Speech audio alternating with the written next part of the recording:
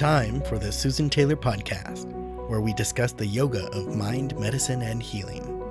Author of Feeling Good Matters, Sexual Radiance, and the Vital Energy Program, Dr. Taylor imparts authentic knowledge and practical tools that inspire, educate, and empower us to be a healing force for positive change.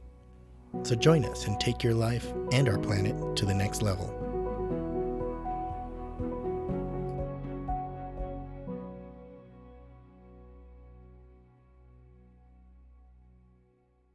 Hello and welcome to episode 111, Taming the Mind. Today our content is from our community members to discuss some of the comments that I got from last week's podcast. And in today's episode, I'll discuss why is knowledge and practice so essential, what to expect when we do that training of the mind, and why do we need to detox the mind. Today I'd like to discuss both views, both Eastern and Western, and try to explain to you the various aspects of our mind and its modifications so that there's no confusion and you can start working with yourself. You know, as human beings, we're fully equipped and we can all attain the goal of having a clear, calm, and one-pointed mind in this lifetime. We don't have to reserve it for the next lifetime or even for someone else. You know, someone else that you might think is better suited for it, or, you know, someone that's had more training. We all qualify for this type of training. So why are knowledge and practice so essential? Well, the masters tell us that both sloth or laziness is the greatest of all sins, they say, which means insults against our intelligence. You have to work hard to learn anything. You know, for example, when we learn to read music, you know, a student will tell you that they have to work hard. You know, without working hard, nothing gets accomplished. To accomplish anything in your life, you need to have the knowledge first, and in this case, you have to know how to read music. Then you have to know how to practice whatever it is that you're trying to accomplish. And finally, you have to follow it. In essence, live it. Make it your reality.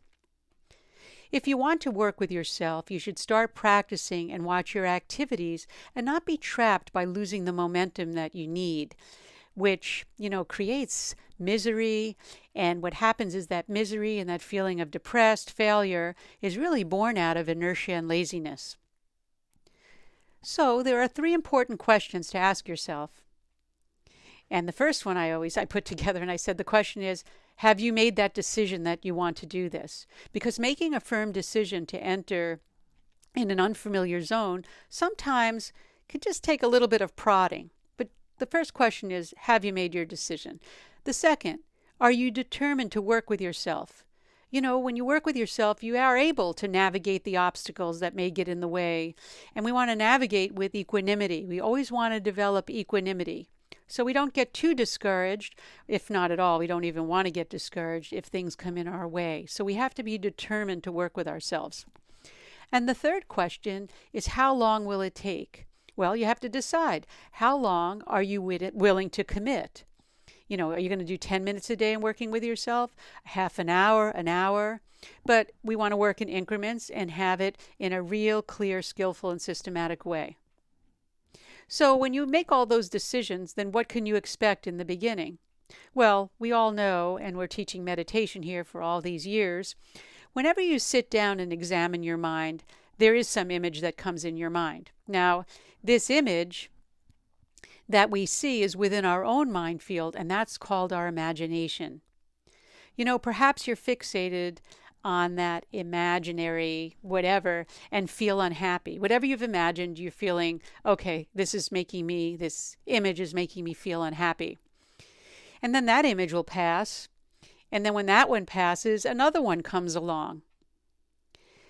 And often this is how we think on a regular basis. We're bombarded with these images, you know, whether they're images that we identify with happiness or even sadness. So during our day, we entertain images and thoughts like, who does that person think she is? Gosh, she dresses so scantily. She thinks that she is better than everyone else. He gets everything that he wants. Wait till she finds out what life is really like. Who does he think he is? I'm using he and she interchangeably here because it's not one or the other. So all the time you go on thinking this way and waste your time and energy. And our whole purpose of human life is defeated then, because no one teaches us how to use this brief span of life that we have, which is very short, and so that we can have a very productive and creative and fulfilling life. The masters tell us there is a way. This brief span of life can be utilized, and in this lifetime, we can attain actually what our real purpose of life is. And we can become what they call self-realized. That really is knowing yourself. So if we move on to taming the mind, many of us think that the mind can't be tamed. It can't be polished, it can't be used, and it can't be made useful. We just say, it's no use. But this is not true. Some of the great people have done it before us, and many of us want to, but we just don't practice. We have to understand something about the mind. You can easily understand the mind by understanding your thought patterns. That's the whole idea here, being mindful of your thoughts. A thought comes, and then another one comes, and another, and another, and another, and it keeps on going. And if you study your brainwave patterns, you'd find that there is a space between those two thoughts. And if you can eliminate that space between the thoughts, there would only be one thought. And that's the point of meditation, that space between the thoughts. So I'm coming up with a class called Detoxing Your Mind, and someone had asked about that. So what do I mean by that? Well, detoxing the mind or cleansing the mind, and this is part of taming the mind too, means that we create space in the mind. And to do this, we must learn to train it, just like training. I've worked with animals before, so I'm going to use a young puppy here. A puppy must be free to play for a few minutes before starting its learning or its obedience training. And you have to be very, very gentle, especially when they're very young. You don't really want to be giving them real things to do, but you want to give them a little bit of space to interact socially, but you also then want to contain that energy a little bit. And as they get older, their roaming tendencies tend to turn off if they're trained correctly, and they learn to become more, the learning part for them becomes more fun and engaging. They're engaging now more in focusing their energy. And then the dog becomes very beneficial for your life because it's less scattered and they're happier. A well-trained animal is much happier than an animal that's just allowed to go running aimlessly in dog parks and not having any defined job pattern to do. And the mind works the same way. In the beginning, when you learn to train your attention, you may have some wandering. Actually, you most likely will. So you must allow some roaming to happen, because the mind will rebel if you don't handle it with that TLC. So we have to see here, we have to do it in a controlled way. I just finished reading a great new book, Vishoka Meditation by Pandit Rajmani Tiganath, the spiritual head of the Himalayan Institute. And for those that wanting to really learn more authentic practices, it really is a must book for your library. And here he introduces practices from ancient lineages that take into account the current climate of society as well as the mind's tendencies. And he points to practices utilizing the breath. Does that sound familiar to what we do? Of course. Because it allows your attention to move, which quenches the desire for the mind to roam. But it's productive and directed so that it can enhance the quality of mind. So you're not letting it be fantasizing and mindful of anything it wants to as it comes in. You're allowing it to roam through the body itself in a defined, systematic way. And when you do that, you're really getting an enhanced benefit, first of all, with the breath, which is regulating your nervous system, as well as getting to know your own body and your own physical makeup. So that's when I always say bringing mindfulness into focus. Mindfulness is great, but it really needs to be systematized. And that has not really been really focused on in this culture. So I come back to focusing your mind. Remember I said a focused mind is a happy mind. And I've said it over and over again. A focused mind can create a wonderful life for you and others and everyone around you, actually. Let's use the analogy of temperature. For example, in tropical countries, the temperature often goes above 120 degrees, and you can't cook your meal with that heat because it's not concentrated. Remember, foci. It's the hearth, it's the fire. So what you need is a concentrated source of heat. And similarly, when you train your mind to concentrate, you'll be able to transform your whole personality. Because always remember, the analogy of fire can transform one substance into another. For example, you burn wood into ashes. So it's a transformation. Well, when we talk about concentrating the fire of the mind, that intensity, it will transform your whole personality. Even if you can't change anything in the world, you could always transform your life, and it will actually spontaneously ignite that joyfulness within yourself. And there are simple methods to achieve this.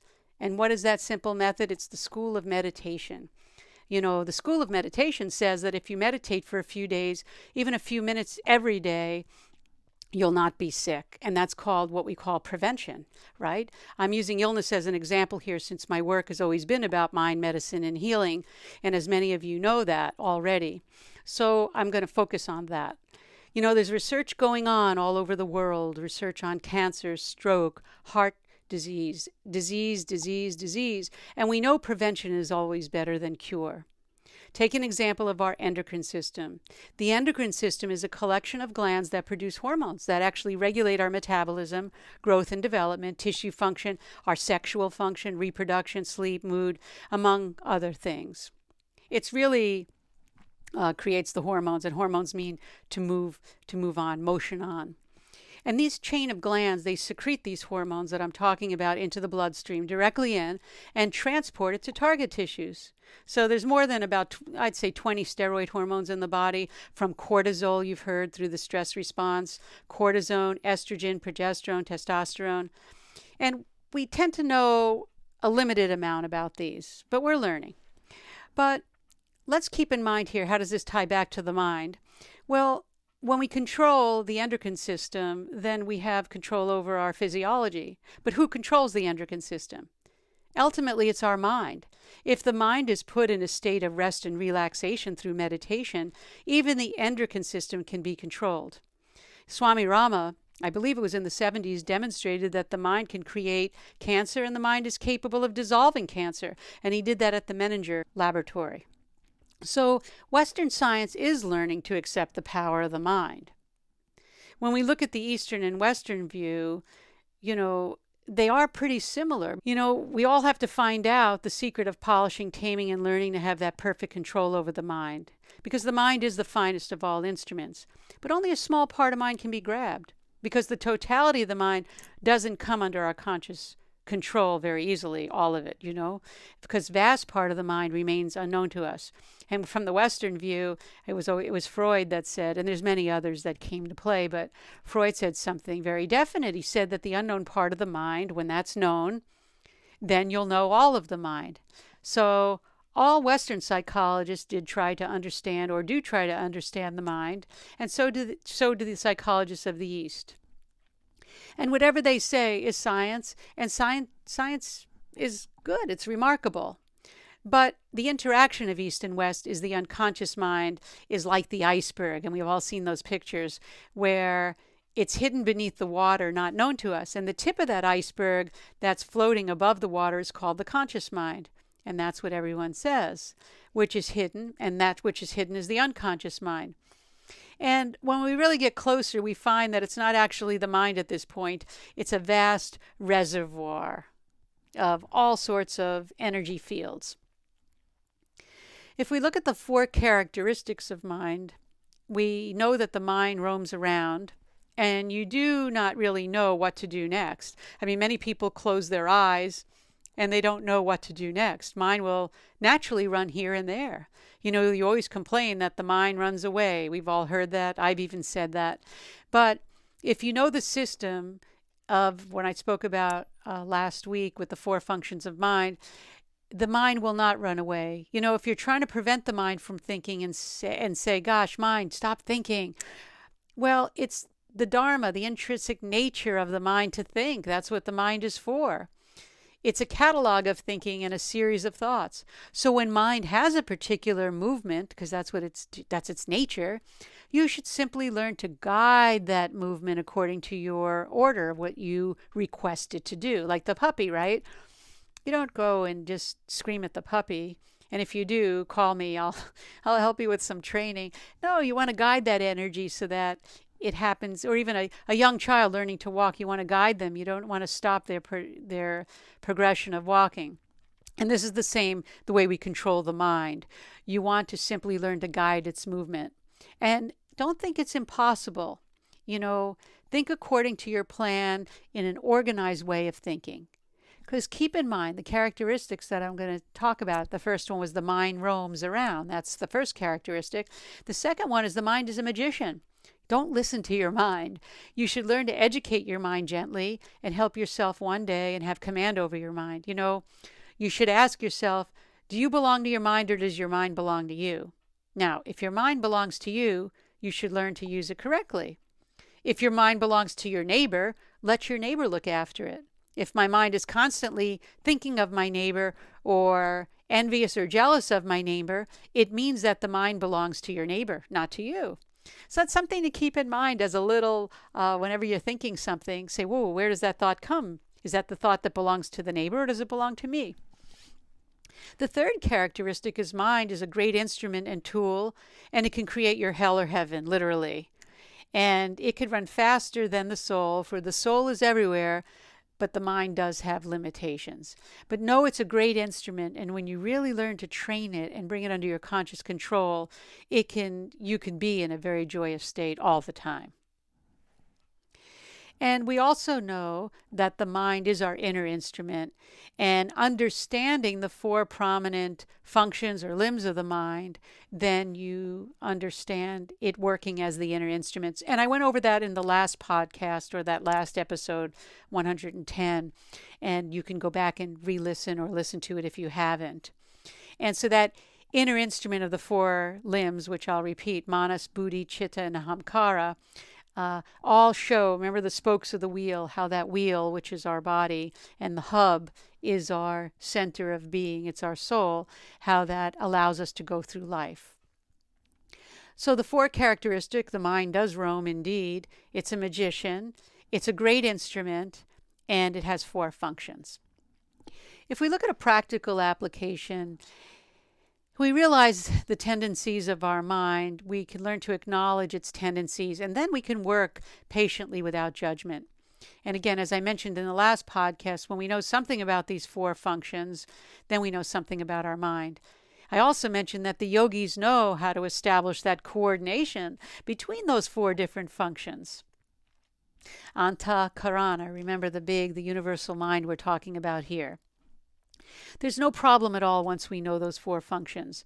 And when you really make your mind and all aspects of your mind directed and going inward, that flowing inward towards your internal state, then you become aware of that source within you.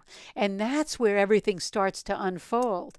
And you learn the process of meditation. Remember, no one teaches you meditation, but they give you the tools to access that inner source that's within you. And then that infinite library of knowledge comes forward.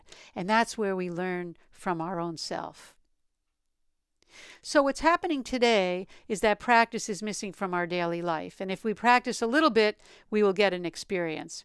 And that experience will become the guide, and that guidance will lead us.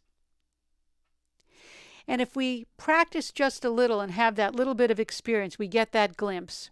And once we get that glimpse, we get excited, and that becomes our guide.